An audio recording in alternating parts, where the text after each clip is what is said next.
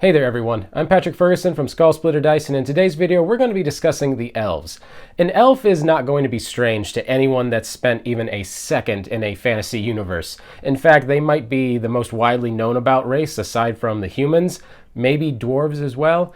Elves can be a mixed bag as far as reputation goes, though. There's no denying the wisdom that comes from 7 centuries of life, but their obviously otherworldly nature and measured approach can come across as aloof or even arrogant. Sometimes deservedly so. Before we get into the video, be sure to like and subscribe because we put out new videos like this every week. Now, on to our discussion about the Elves.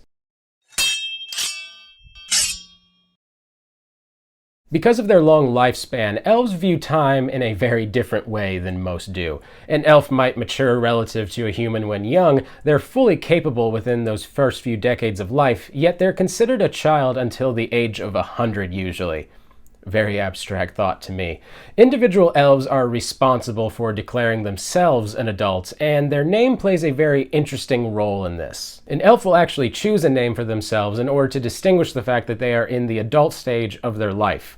The family name could be kept in Elven, and they would probably translate it into Common when traveling, but this completely depends on the preferences of the elf in question. Mechanically speaking, there is a lot to love about this race. Right off the bat, all elves get +2 to their dexterity. They also have dark vision and automatically have keen senses, meaning that all elves are proficient in perception, a pretty important skill to have in D&D 5e, which anyone will tell you. Because of their Fey ancestry and their elvish bloodline, all elves have advantage on saving throws against being charmed and can't be magically put to sleep. It's also worth noting that full-blooded elves are the only race that are immune to a ghoul's paralysis attack. A long rest for an elf is only about 4 hours, and they actually don't sleep so much as meditate or go into a trance instead. While it's easy to imagine elves as all being one group, there's actually 3 sub-races for you to choose from, and you should definitely take great care when making this decision because it will significantly shape your character's outcome. Let's start with the High Elves, because they can take many forms. They can either be really friendly or can be truly arrogant, as I've mentioned before. But above all, High Elves are associated with an understanding of basic magic, and as such they get a +1 to their intelligence and get to choose a cantrip from the wizard's spellbook, regardless of what class they are. High Elves are scholars, and in addition to Common and Elvish, they'll be able to know one language of the player's choice. This subrace still has all of the weapon proficiencies that are generally associated with elves as well. Moving from the Rivendell setting to a more Lothlorien setting, we have the Wood Elf, and I think this subrace is generally what people associate with all elves, really. Deeply tied to nature and the natural world at large, they know how to move lightly and quickly on their feet, which means they have a 35 speed as opposed to the usual 25 or 30. Members of this subrace also receive a +1 to wisdom bonus in addition to their +2 to dexterity, making them prime selections for the ranger class. This connection to the wild gives them a very useful ability called Mask of the Wild, which allows them to attempt the hide action in just naturally occurring things, like foliage, rain, falling snow, or just bad weather. It's all fair game with this ability.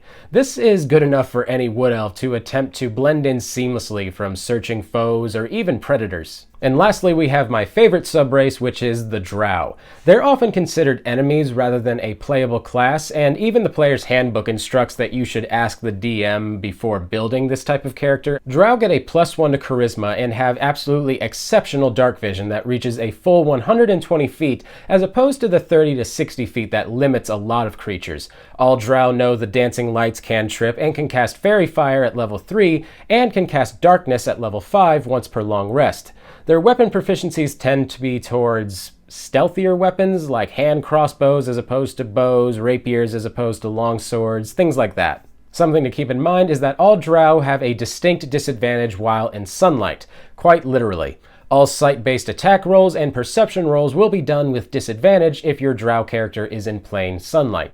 So what are the best classes for my elf character? Well, this will depend entirely on which subrace you decide to go with. If you're going Wood Elf, for instance, I would definitely say mechanically and thematically really, a ranger or a monk would be a good choice because it takes advantage of those natural stat boosts that you get.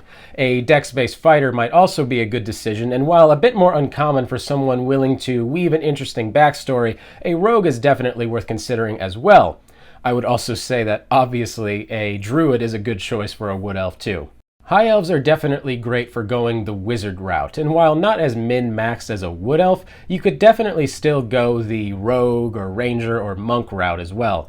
And an elven bard would probably really be fun to play. It's really hard to imagine, but with the right backstory, I could see this being really intriguing.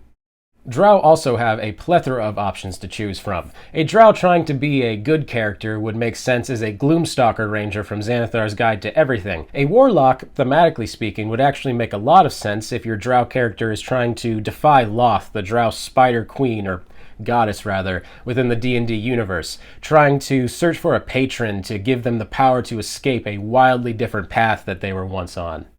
Having gone over the 3 most popular subraces of elves earlier, I think it's best to go over the rest of the subraces at least at a glance. Starting off with the AERENI High Elf, this elf from the Eberron setting is pretty close to a normal High Elf, just with an arguably better proficiency trait. All of the same things could be said about the AERENI Wood Elf, pretty close to the regular Wood Elf, just with an arguably better proficiency trait from the Eberron setting. And then we have the ELADRIN. ELADRIN are basically just elves that have been doused in a bucket of Feywild magic. There are 4 varieties, one for each of the 4 seasons, and mechanically speaking, they give up a lot of their typical good proficiencies and spells in order to have a very useful teleport ability. The ELADRIN variant, on the other hand, is basically just the old version of the ELADRIN that got reworked into the current version and is illegal to use, so don't get too excited by anything I'm about to say.